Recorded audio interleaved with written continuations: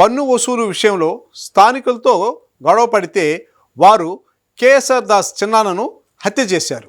ఆ హత్య చేసిన హంతకులను గుర్తించి పోలీసులకు పట్టించడానికి కేఎస్ఆర్ దాస్ కుటుంబం కురిచేడు గ్రామానికి బదిలీ అయింది. కేఎస్ఆర్ దాస్ తండ్రి చెంచురామయ్య ఆ హంతకులను గుర్తించడానికి చేసిన ప్రయత్నాలు, కేసులు, సాహసాలు ఇవన్నీ ఓ మర్డర్ సినిమాలాగా ఉండేది.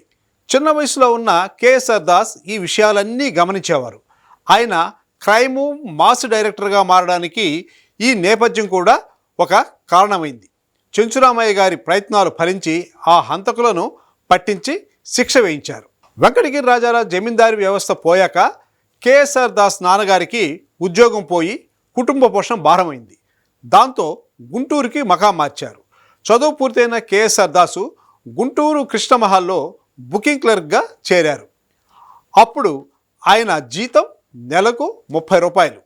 పిల్లలకు ట్యూషన్ చెప్తూ కుటుంబానికి కొంత ఆర్థికంగా అండగా నిలిచారు కేఎస్ఆర్ దాస్.